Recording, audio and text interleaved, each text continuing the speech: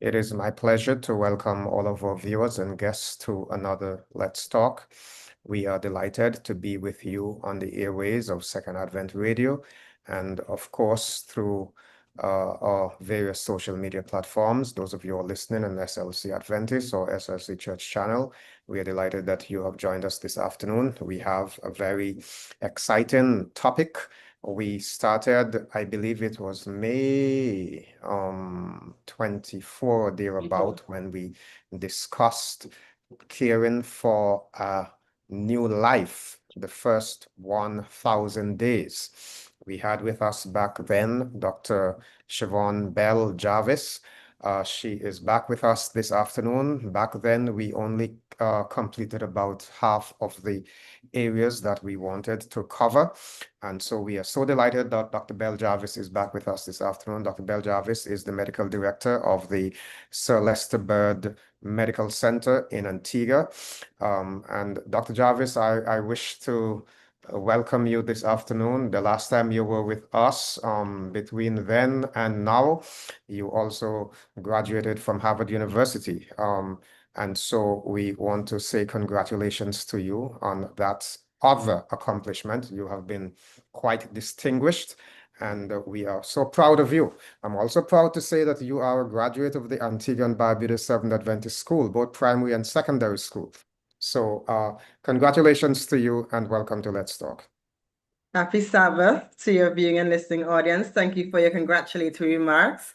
It's indeed always a pleasure to be here, and I'm definitely a proud past student of the Antigua and Barbuda Seventh Adventist School.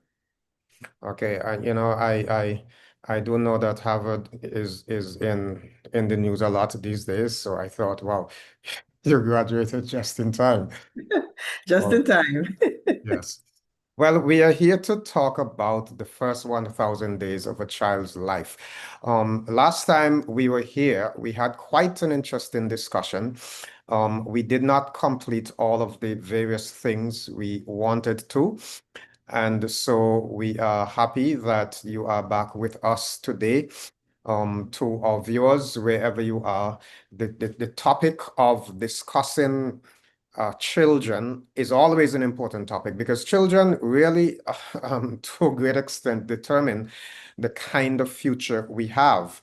You know, we have the opportunity to mold them for the next generation. And so we are always careful to ensure that we do the right things, and that we are provided with the right counsel, right instructions, so that we do not mess up. We do not do a bad job, because what we do will determine the future. Well, before we get into our discourse this afternoon, we'd like to invite our viewers and listeners, those who are on Second Advent Radio, to join us for a word of prayer, shall we?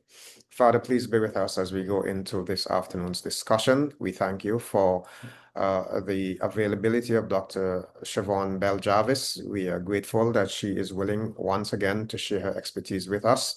We pray that you will guide the discussion, give her wisdom in her responses, take full control and have your own way. Be with our viewers and listeners and help that the information will prove meaningful, especially as they seek to do an effective job in caring for young children. Thank you for hearing and answering in Jesus' name. Amen. Amen. Well, we last time discussed the matter of the fact that how we prepare for pregnancy is important. I'm going to ask you, Dr. Jarvis, if you can just, we spoke to the matter of not just preparing for pregnancy. We spoke about the experience of the baby in the womb, 9 months in the womb. We spoke about the whole matter of when was the most ideal time for a woman to have children. And there's one particular statement you made that stood out with me. I'm not forgetting this at all, that by the year 2030, we are likely to see a 50% increase in deaths from NCDs. I would want you to begin by just giving a little summary of some of the things we shared last time so that we can build on that. Sure. So we definitely spoke to the first 1,000 days of life, and by definition, the first 1,000 days from the time of conception up to the second year of life. And we recognize that up to 80% of brain growth happens at that time, and therefore it is a very crucial period for nutrition, for interaction, for stimulation, for protection from adverse life events, and we'll talk about that a little bit more, and also for intervention if there are any challenges. We spoke to the fact that pregnancy should be planned. So the exception really is the unplanned pregnancy. Pregnancy should be planned. And in planning, therefore, preconceptional counseling and health care should be the norm. So in planning for pregnancy, we really should be seen by our healthcare provider as a couple at least 3 months before the planned date of pregnancy, so that we can ensure that we are at the ideal weight for height, that any chronic or long-standing illnesses that we have are appropriately controlled, and that we have the necessary in place. We spoke to the fact that anyone who is doing premarital counseling should also ensure that certain tests are done, and these tests are also repeated in pregnancy. We spoke about the fact that you should know your blood group, your sickle cell status, your HIV status, your hepatitis B status, as well as your syphilis status. And we also said that in pregnancy, you need to have at least 8 visits with your healthcare provider in an uncomplicated pregnancy. So if you have hypertension, diabetes, lupus, epilepsy, or fits, any chronic or long-standing illness, even asthma, you will have more than 8 visits in your pregnancy. We spoke about the fact that what we take in or eat as pregnant women is important because it provides that appropriate environment for the unborn child. And we spoke about the fact that even in preparing for pregnancy, taking folic acid is important, having appropriate amounts of rest is important, and ensuring that we're not drinking alcohol or smoking is also important. We spoke to the fact that many persons think that marijuana is natural, and so we have seen an uptick here in Antigua and Barbuda in marijuana use in pregnancy, but we're reminding persons that we don't have enough evidence as to what marijuana can do to the unborn child. So far, we're seeing that some babies that have been exposed to marijuana whilst in the womb are actually born smaller than their counterparts or babies who would not have been exposed to marijuana. So we ask that there's no smoking of whether tobacco or marijuana in pregnancy. And then I think Pastor Greene would have spoken to the importance of breastfeeding exclusively for the first 6 months of life. We spoke to the fact that at the Celestibird Medical Center, our experience has been within the first hour of life, just about 98% of our mothers are breastfeeding. Just prior to discharge, we realized that we dropped down to just above 80% or so of mothers exclusively breastfeeding. And shockingly, at 6 months of age, only 25 to 27% or so of babies are still being exclusively breastfed, when really exclusive breastfeeding should be from birth to 6 months. And we spoke about some of the myths as it relates to breastfeeding, the benefits of breastfeeding. And then I think we ended, Pastor Greene, and tomorrow is going to be celebrated as Father's Day, with the role of the father. We said that the father really and truly should strive to support mom during pregnancy, attend all the visits. Fathers, we enjoy that. The support is there in terms of mental health and physically being there. We said that even though mom is breastfeeding, dad can assist with feeding the baby breast milk. We spoke about not using nipples because nipples can cause the feeding nipples of the bottle, that is, can cause confusion with the natural nipple of the breast. And fathers as well should ensure that the home is nice and tidy and help with the chores so that mommy can be stress-free. And I think that's where we ended, Pastor Green. That is a very comprehensive summary. I was sitting here thinking, I am I am definitely sure that I'm not going to have another child. But I would have liked to have had the privilege of being exposed to the kinds of information you shared. Do you have people who come to you and say, listen, we're planning to have a baby and can you advise us? What do we need to do? Or is it, only after a lady, typically after a lady realizes that she's pregnant, that they begin to think about counseling in terms of child development? That by far is the exception. Preconceptional counseling, I don't have that happening quite often. What I would more often see, however, is a family or couple or even a mother presenting to us after her obstetrician or healthcare provider would have picked up a concern with the baby in pregnancy. That is when I tend to see families coming in for counseling as to what to expect. But in terms of how can I be in the best position possible to raise my child optimally, even prior to becoming pregnant, that is very much the exception. I can probably count on my two hands how many couples have really done that. So it's something that we're asking and that we're inviting and that we're willing really and truly to do. We don't want to wait until a concern is detected to counsel, but what rather we want to tell you these are the steps that you can take to optimize having the best outcome, not only for you, but also for your baby. So where does the couple where do the couple what was I asking? Yes, sorry about that. A lapse of concentration there. If Sure. if if a couple is planning to have a child and they do want to get this preconceptual counseling, do they go to their what OBGYN? Do they go to their family doctor? Who do they see? Sure. So a natural part of preparation is basically through their healthcare provider, whether it be their family practitioner through the clinics or through their private obstetrician and gynecologist.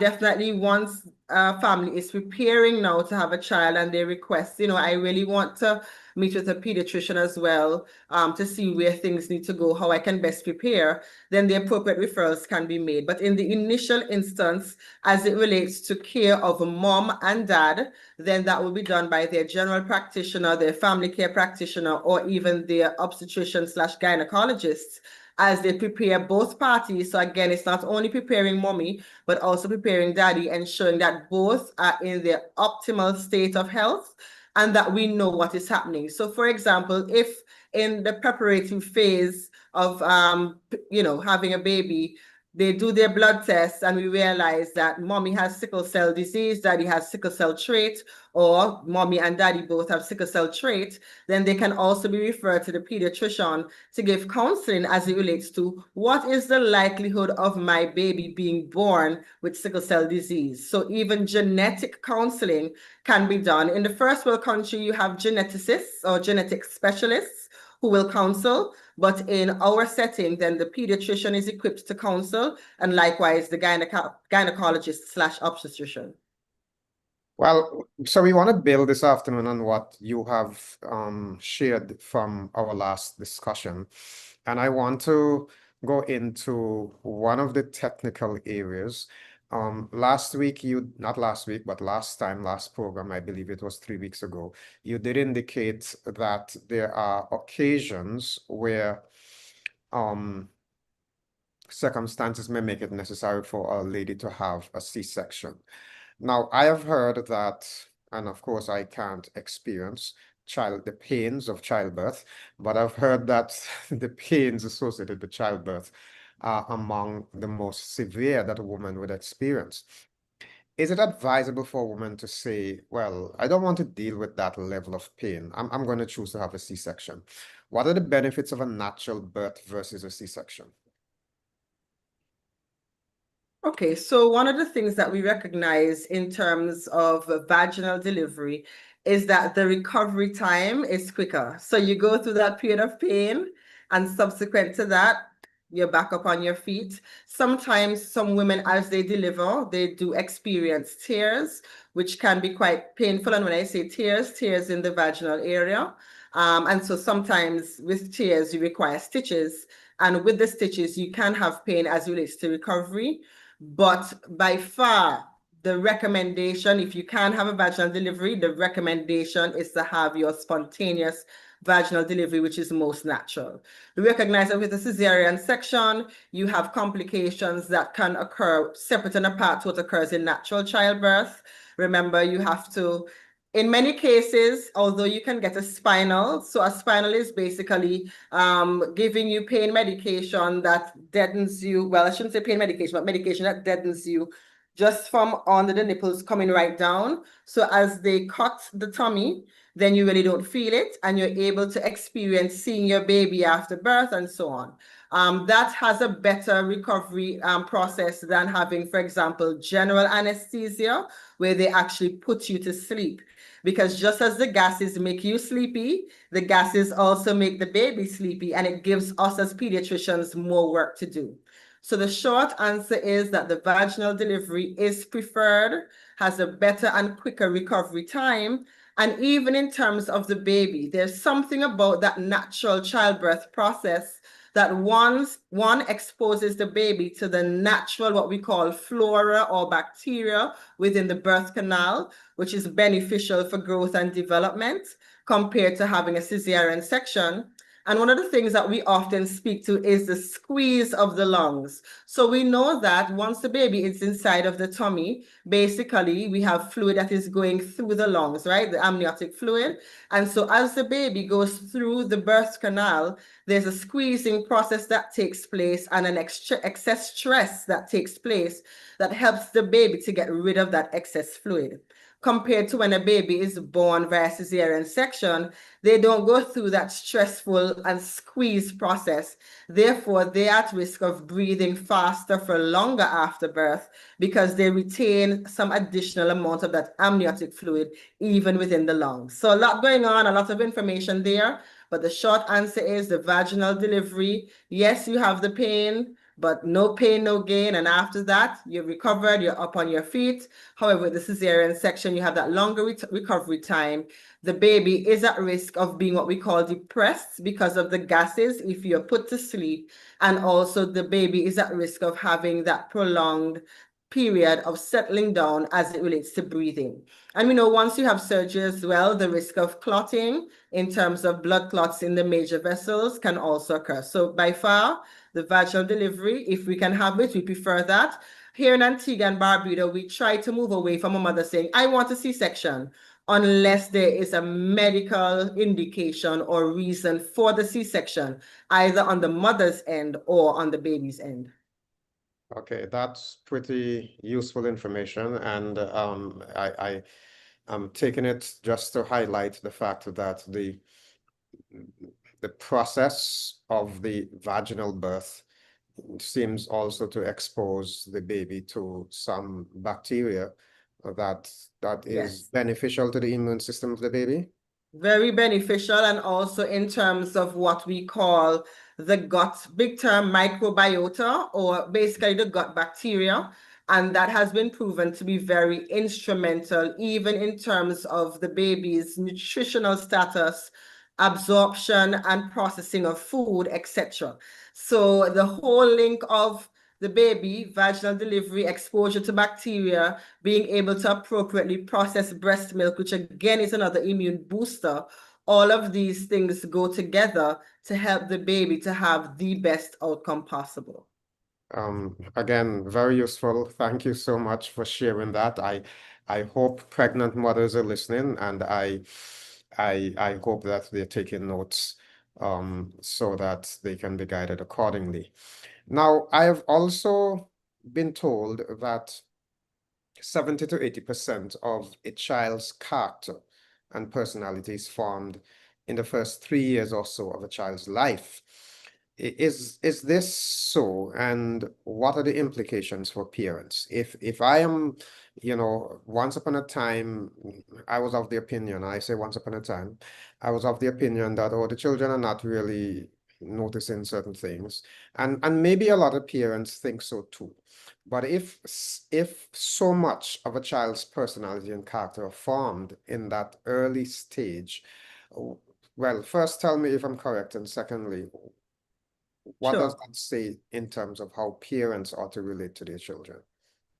So one of the things we recognize, because we have that significant brain growth, remember we would have spoken to the fact of just about 80% of your brain growth happening within that first 1,000 days. Uh-huh. We recognize that the brain growth is also impacted by what is in the environment and the stimulation that takes place.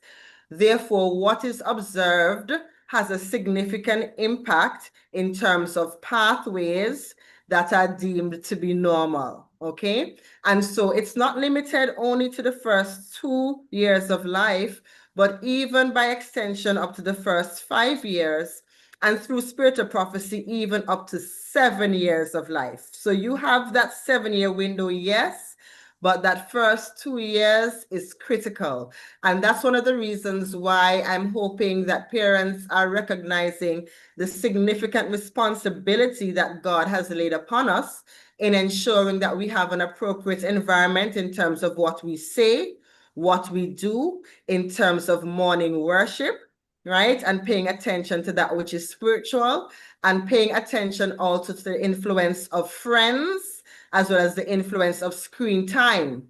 Now, we're going to spend quite a bit of time, Pastor Greene, I'm hoping, on screen time, because that has taken over the world by storm and is negatively impacting character development, school performance, emotional stability, even more than we recognize. So yes, the character is significantly influenced, and overall development is significantly influenced in that first 1,000 days, but by extension up to the first 5 to 7 years. So we have to get it right. However, I'm appealing to parents who might have made some steps that were not correct, that it's not too late, that we can still intervene to appropriately correct and adjust. I dare say, even for children who are of varying abilities, who may have varying disabilities, we always say to parents, the best time for intervention as it relates to optimizing what a child can do is it in that first 2 to 3 year gap or window. If we're able to intervene there, you'll be surprised how children are able to catch up or adjust behavior or improve character based on intervention in that first 3 year period. If we miss that window, then we have a lot more work to do, and it's harder to correct certain behaviors that have been established because the neuronal pathways, think about the roots of a tree, they're already interconnecting and they're firing and they're saying, okay, this is the path that I'm going to fire along most commonly. And so development is crucial within that specific period of time.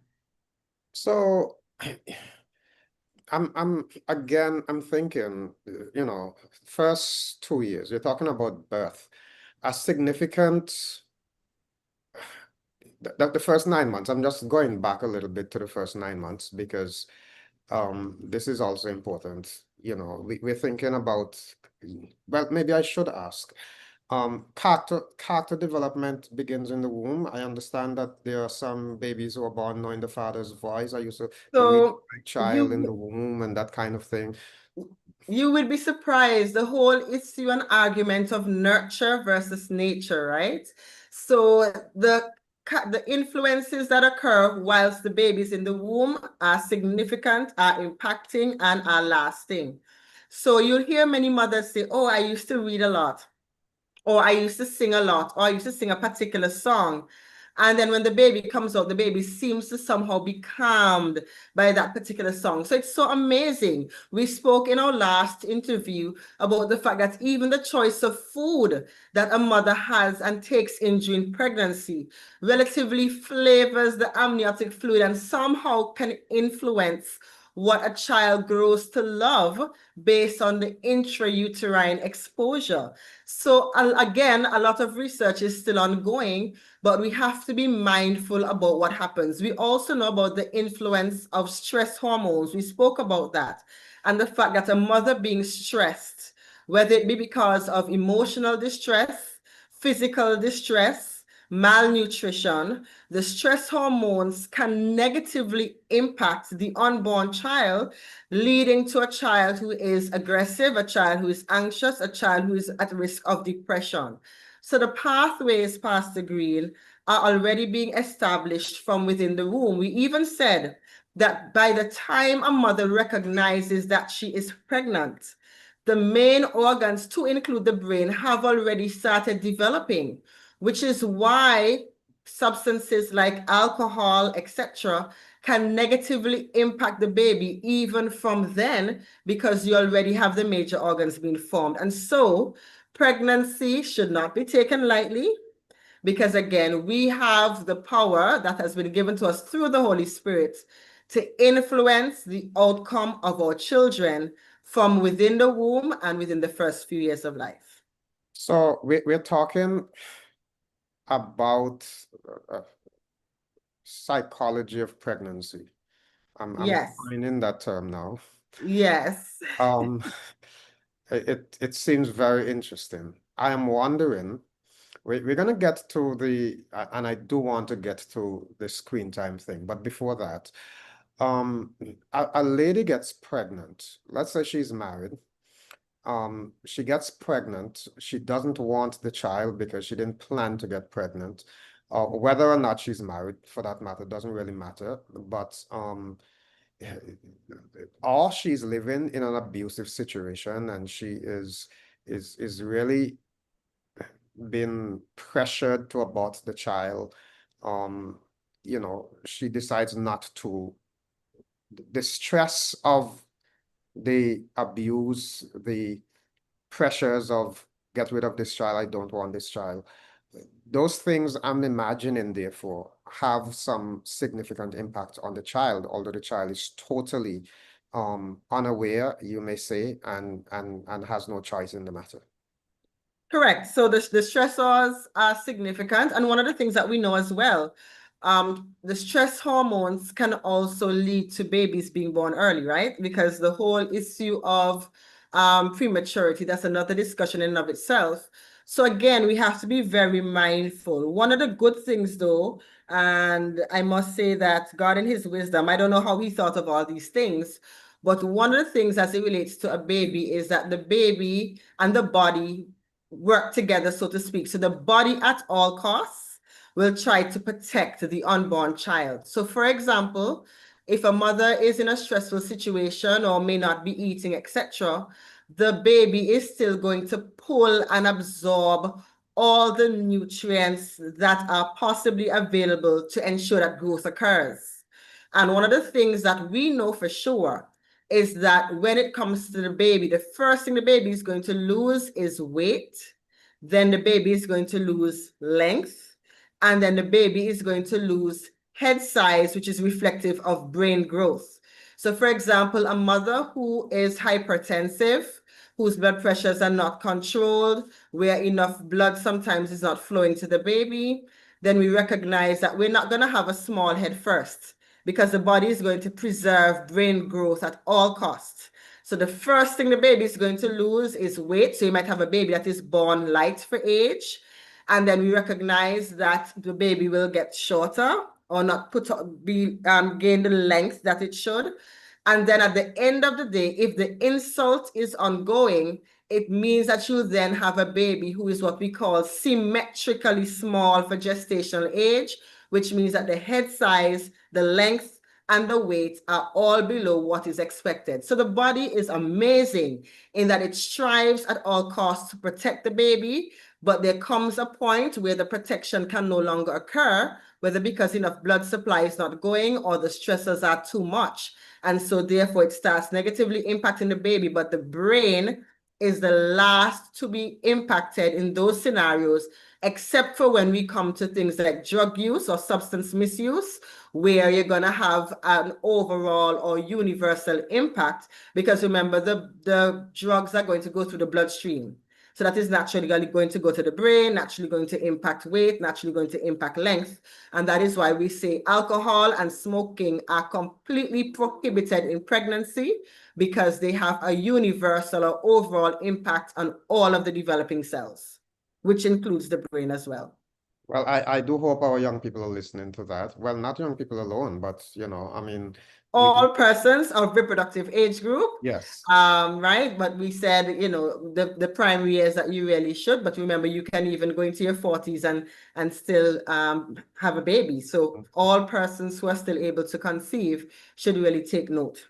So what I'm getting here, therefore, Dr. Belle-Jarvis, is that if if a if a young lady gets pregnant while still in her mother's house, and the mother, the mother says you have to leave the house. That is a prescription for injury on the child, because now this child, all of a sudden, in addition to dealing with the pregnancy out of wedlock without having the kind of support from a husband, is now the child is now being asked to leave the house and to fend on their own. That is just going to complicate the whole matter so much more. It's an additional stressor. And remember, as a teenager, from a psychosocial perspective, even being ready, from a nutritional perspective, from a physical perspective, because remember, we spoke about the whole issue of, the pelvis being appropriately ready for a child to pass through. And so, the younger that you are,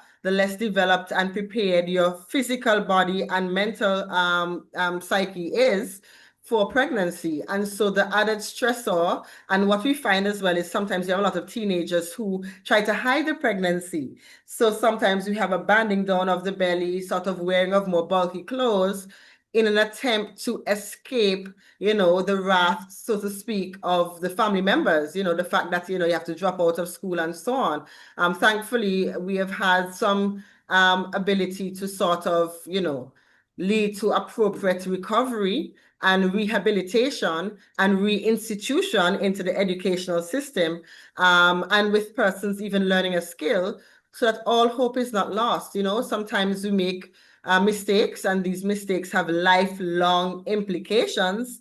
And so that is why we have to be very wise in the decisions that we make, in the company that we keep. And again, we have to be mindful of the environment that the child sees, because what we do know, Pastor Greene, is sort of that generational lifestyle choices, they perpetuate. And so what you find is if a mother had a teenage pregnancy, then by extension, her daughter or son inadvertently can also have a child at teenage years. And this has been proven. So we have to be very mindful as to the overall environment that our children are exposed to.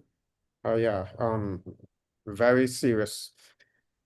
I want to switch a little bit to ask you now about the impact of the child's diet, let's say after birth, Mm-hmm.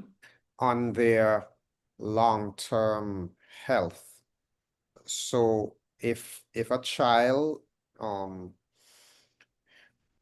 is not properly cared for, or if they're fed the wrong food, would that impact the child's physical health in later years? Yes, so one of the things that we recognize, and I'm sure that we can say that being overweight or obese is basically the next pandemic. We know that in the Caribbean, to include here in Antigua and Barbuda, that 1 in 3 of our children is overweight or obese. I'm going to repeat that. 1 in 3 One of our in children, three. 1 in 3. So if I have Wow. 3 children before me, at least one is going to be overweight or obese. We recognize that nutrition in and of itself negatively, if not chosen well, negatively impacts growth, development, physical and emotional well-being. So being obese impacts you from head to toe. We spoke about the whole issue of the child potentially being bullied. We spoke about the fact that children can experience headaches. We call it a big term, pseudotumor cerebri, which pseudo meaning false, tumor referring to if you had a brain tumor, and cerebri meaning brain. So the symptoms that you would have, just as if a child had a brain tumor, can occur in a child who is obese, where you have headaches, early morning vomiting, and blurred vision. So pseudotumor cerebri, that occurs in children who are obese. We also have the whole issue of hypertension and heart disease, diabetes, fatty liver, gallstones, reflux disease, so acid reflux, and by extension, acid reflux actually worsens asthma control. We have children who snore, obstructive sleep apnea. So they're sleeping, they're snoring, and it's almost as if their breath is going to stop. We have bowed legs, we have knocked knees, we have flat feet, we have joint pain. We also have the whole issue of the darkening at the back of the neck and darkening under the armpits and in the groin. So parents, please, a lot of parents have come to me and said, Doc, I noticed the back of my child's neck is black. And they're taking the wash rag and they're scrubbing, and it's not coming off. That is what we refer to as acanthosis nigricans. And it is basically a sign of insulin resistance. And insulin is that special hormone that helps with the processing of blood sugar. And so what you find is that these children are even more at risk of developing diabetes. So I know some parents who are listening now are pulling their children and quickly looking at the back of their necks.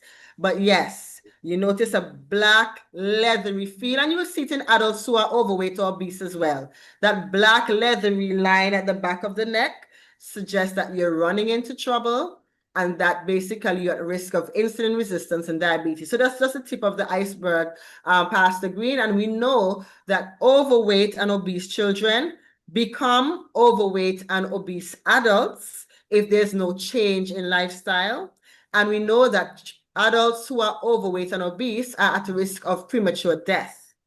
And we're going to emphasize that again, right? Adults who are overweight or obese were likely children who are overweight and obese, and adults who are overweight and obese are at risk of premature death. Okay, so we have to be very, very mindful. Salt, if you're seeing the salt crystals, so on your French fries, it's already too much salt. Okay, children are not allowed to have more than 6 teaspoons of sugar for the day. And usually when we go to the schools past the Greene, we go through the very common drinks, the Ribena, the Sprite, the different sodas, and we demonstrate to our parents how many teaspoons of sugar are in those common drinks, to include a Capri Sun. So what we ask of our parents is that a child should have no more than half a cup of juice for the day. When they're thirsty, they should drink water. So I'm hoping that that is helpful. 3 main meals. I'm going to push in now 2 snacks. And the snacks should be fruits or vegetables, okay? So not cheese tricks, not conkers, not sweet biscuit, which we commonly find in the lunch kits. Fruits, you should have at least the 2 servings in terms of snack time that are going to be your fruits. And you have your vegetables amongst your main meal. Half of your plate is vegetables, Pastor Greene. We tend to do the opposite way. So half of your plate is vegetables. The other quarter of your plate is going to be a protein, and the other quarter is starch. Half of your plate, vegetables. A quarter, protein. A quarter, starch. If you're doing anything outside of that, you are putting yourself at risk. I'm going to go ahead and say one of the benefits of attending the Seventh Adventist Early Childhood Education Center, some people may refer to it as a preschool, is that you will learn healthy snacking, the emphasis on proper diet and eating, etc. will be in place. You said just now, Doc, that 1/3, 1 in 3 Yes. of children in Antigua are obese. That is alarming. That is an indication that we are headed in the wrong direction. That's correct. And if that is not corrected, the burden on the healthcare system is going to be enormous. That is correct. So that is something that we want to give very careful attention to. Wow. So and that is why, Pastor Greene, if I may interject, we have to really address it from the national level. It therefore means that we have to be able to ensure that healthy food is more affordable or economical than unhealthy food. We have to also, we are almost there in terms of the taxation of our sugar-sweetened beverages so that we discourage persons from buying same. And then we have to look at the health and wellness of our school environments or the school plant, both within the school and on the outskirts of the school. So one of the things that I've noticed quite commonly as I pass by the schools is that I'm seeing burger and fries, fried chicken, pizza, which is available as early as 8 a.m., right? So you can go outside of a fence and purchase an unhealthy option for breakfast, lunch, and or dinner, but you're not going to be at school for dinner, but I'm just exaggerating here. But the point is, if you're going to make a dent into this concern, we have to ensure that the school environment is safe, that healthy options are cheaper. And also what you'd find, Pastor Greene, is when we tend to have treats for our children, even whether it be at church or even at school, we have eat anything you want day, instead of a fruit day. Mhm. We tend to give out popcorn, ice cream, cake, because again, these are things that are readily cheap, can be provided in bulk, but they basically give you a non-nutritive meal.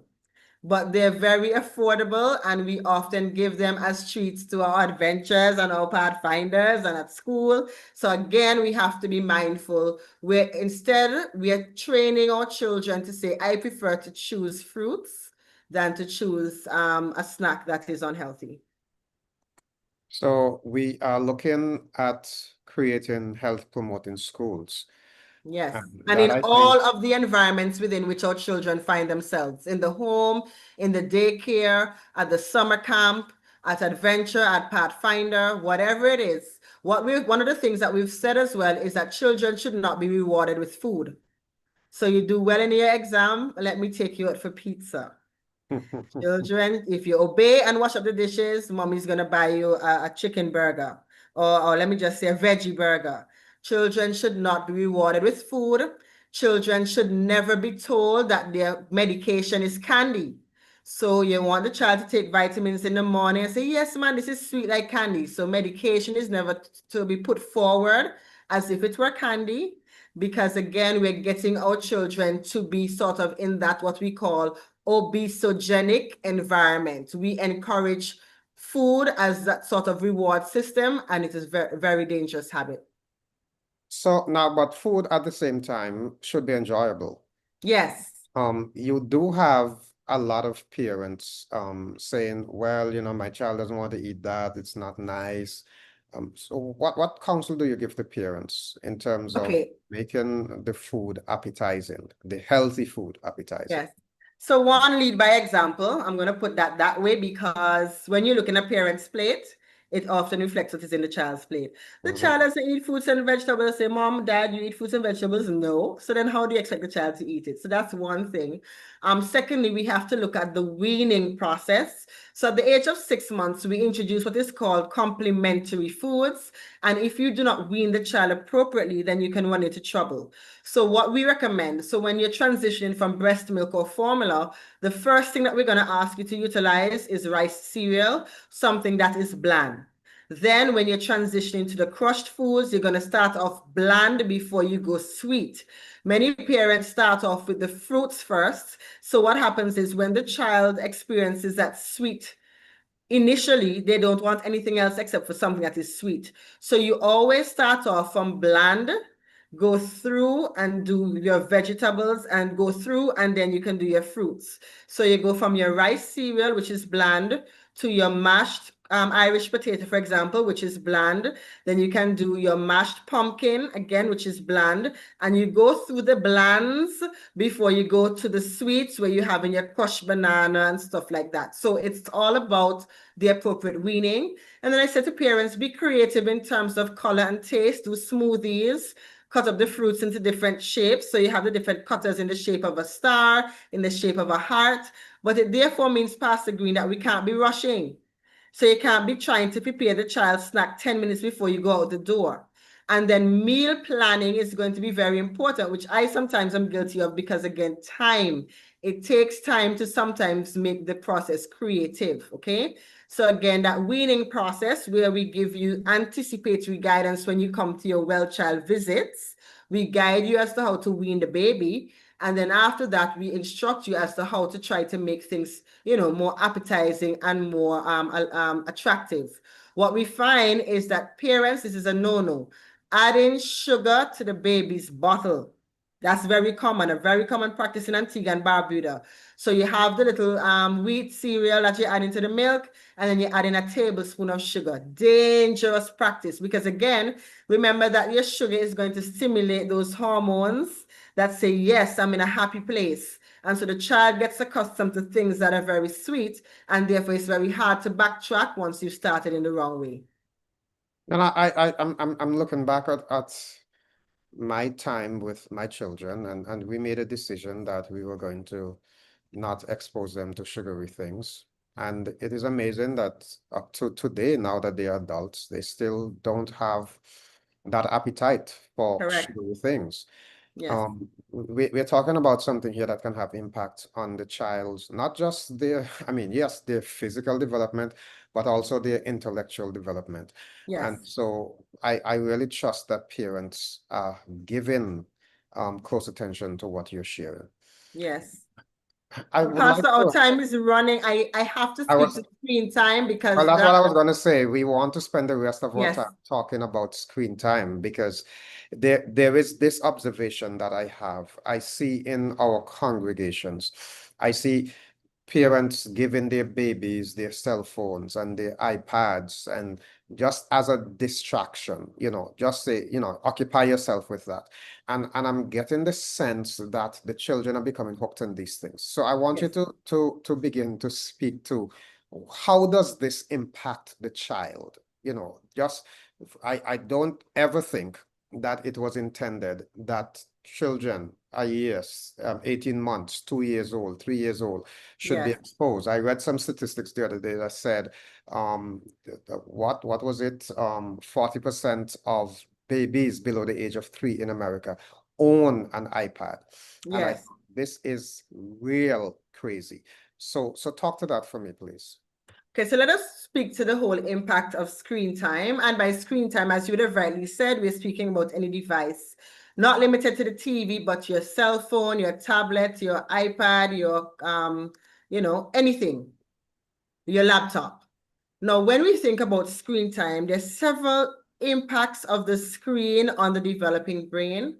One, we know that it negatively impacts what we call executive function. So by executive function, we're speaking about memory. We're also speaking about the whole issue of inhibition. So you may find that I'm surpassing boundaries. I do not have that level of inhibition to know when it is that I need to stop. It also negatively impacts processing, concentration.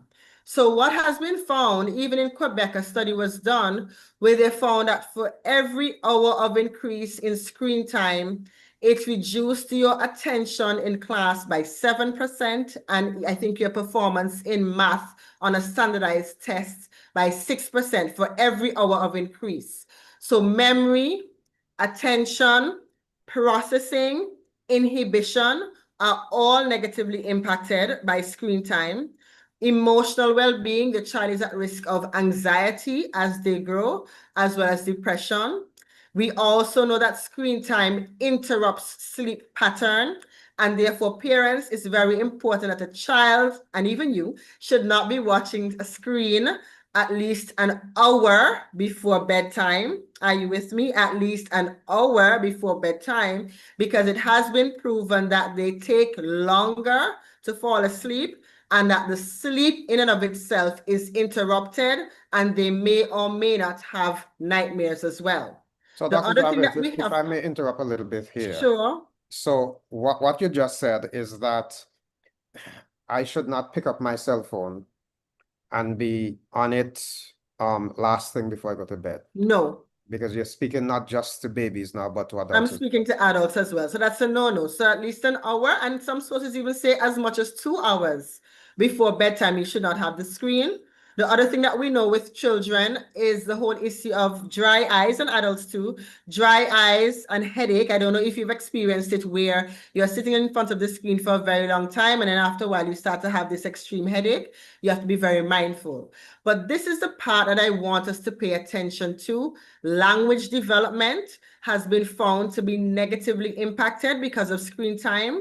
And we're finding that a lot of our children are now presenting to us with expressive language delays. So when we look at language development, it is really in two spheres, expressive and receptive. So expressive is what I say. Receptive is based on the commands that I'm able to obey. So for example, my mom may say to me, Shivon, pick up the shoes, put it on your foot, and then come to me.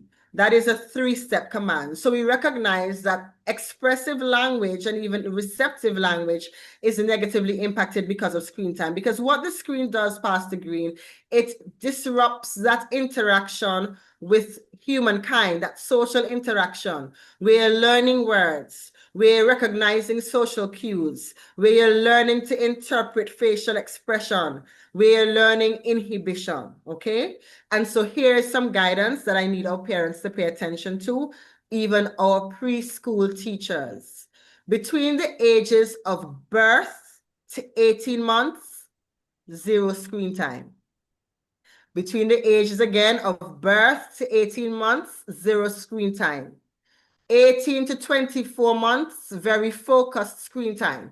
The only exception is going to be if, for example, a father travels, if you want to maintain that interaction where the child hears the voice and briefly sees the face, that is the only exception. Maintaining social contact with a family member. Outside of that, 0 hours of screen time. So even though the American Academy of Pediatrics has split it up to 0 to 18 months, 0 screen time, and 18 to 24 months focused screen time, where, for example, you're interacting with a relative, etc. And even the 0 to 18 months interacting with a relative. For me, my advice to parents, 0 months of birth to 2 years, 0 screen time. So one of the things I look for when I go to a daycare, what is happening with the children? Is there a screen? What is happening in church? Are we giving the screen as a pacifier or as a distractor? Because it's 0 screen time from birth to 18 months and by extension 2 years. Now, between the ages of 2 to 5 years, 1 hour. Pastor Greene, did you hear how much I said? 1. 1 hour. I have been in scenarios where I'm seeing children, sometimes even my very own. If you don't stop them, they will go for 5, 6, 7 hours straight. That is a no-no. So 2 to 5 years, 1 hour. And then above 6 years, previously the limitation was 2 hours by the American Academy of Pediatrics. But since the pandemic, and even shortly before that, we noticed that a lot of schoolwork, etc., is now done on the screen. So what is recommended is that it is utilized for that which is purposeful, so educational activity. But outside of that, you minimize it. So there's no set restriction, but I still tell my parents, try to stay to the 2-hour limit. So I'll repeat for emphasis. Birth to 18 months, 0 screen time. 18 to 24 months, which is 18 months to 2 years, technically, focus time. But as I said, for me, I still tell my parents 0 hours. 2 years to 5 years, 1 hour, and 6 years and over, focus time in terms of school-related activities, and I would still limit them to 2 hours. Because what we find, and the time has gone, but what we find is that, the students are not focused. Because of how the screen is moving so quickly, it impacts their attention span, and they do not interact socially as previously. So when children come to us with speech delay, you know what we tell our parents to do? Go home and read to your child. Go home and sing to your child. Tell your child a bedtime story.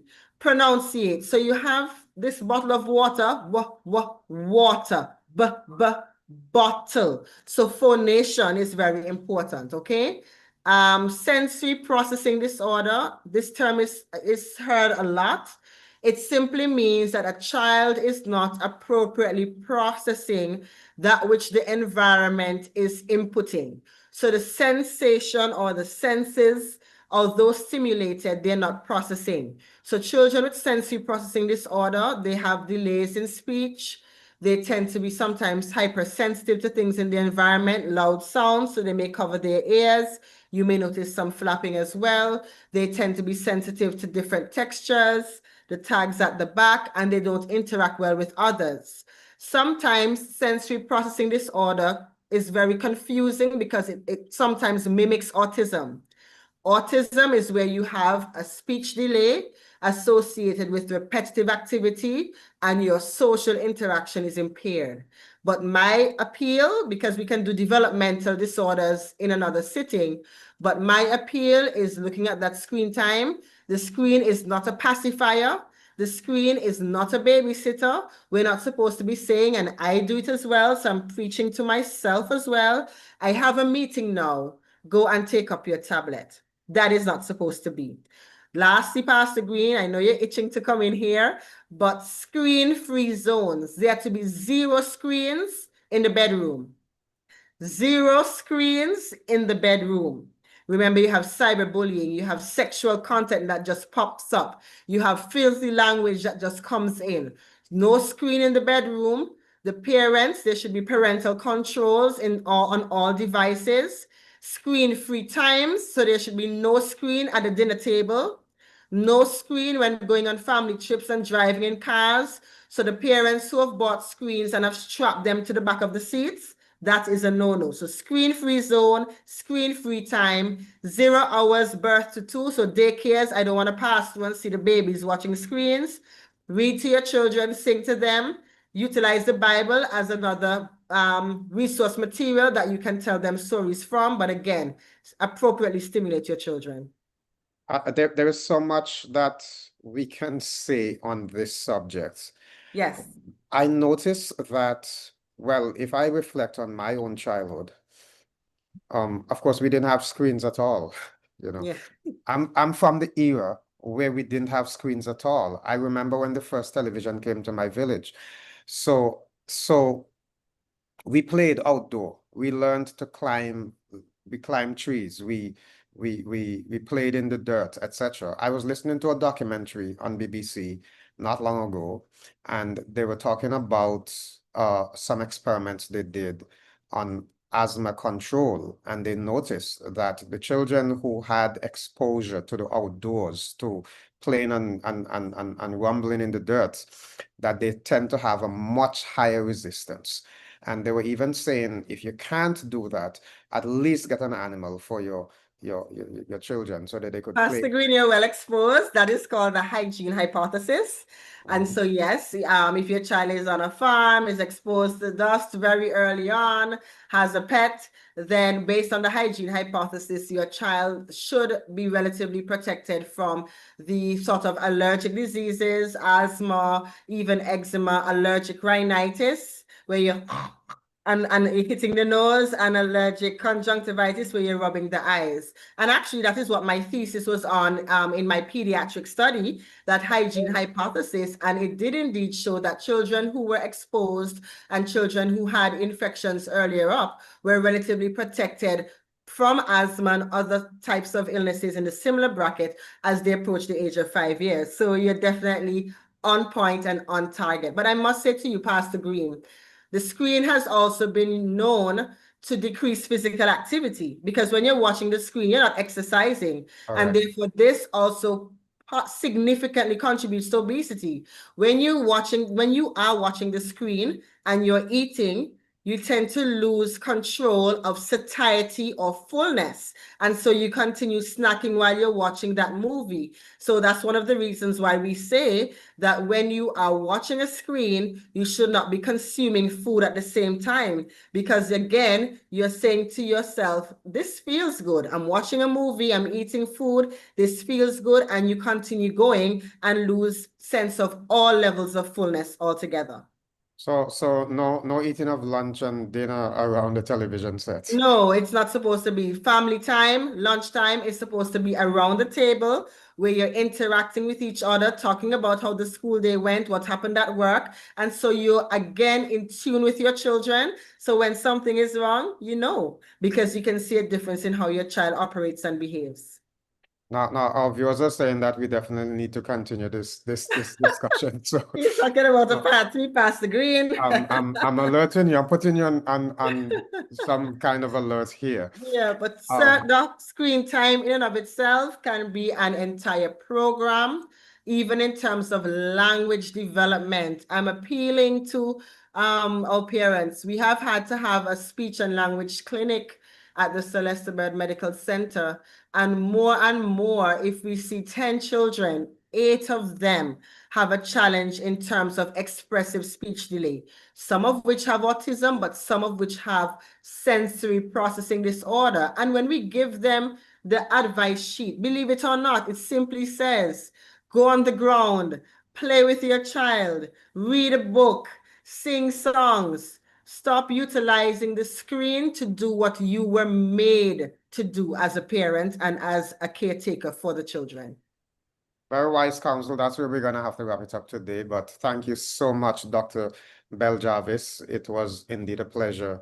Very useful information. I am glad that this video is on YouTube because I do believe that every parent should see this.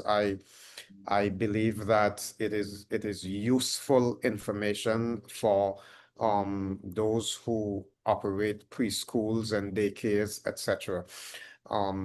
This matter of, and I want to talk to the Adventist community right here because, as I said before, I am seeing, all of these tablets that parents, they don't want their children to distract them, so they just give them, and they're playing a game there, they're doing that without recognizing the damage that they're doing to their children. And I'm thinking, if they can be doing that at church, don't they do the same thing at home? It's You know, worse at so home. how much are they really interacting with their children? And No, but but Pastor Green, everybody's on a screen, you know. So when you look at it, the child is on the screen, but the adult is on the screen. Facebook, Instagram, WhatsApp. yeah, So it is now the culture of the home. The yeah. children are no longer being nurtured. The tablet is doing it for us. And I'm still saying we're wrapping it up here, but when you consider that some schools now, I understand, are going online, and Mhm. the children are now getting electronic textbooks, and so Yeah, all of this is adding to the to the the, the screen time. exposure level. But Yes, which is why you have to have parental controls on the devices where you can control not only content but duration. So after a particular number of hours or hour, then the device shuts off. So we can go through that. But bullying is real as well. Cyberbullying is real. And our children are being exposed to things that we never dreamed of being exposed to when we were children. yeah, that's right.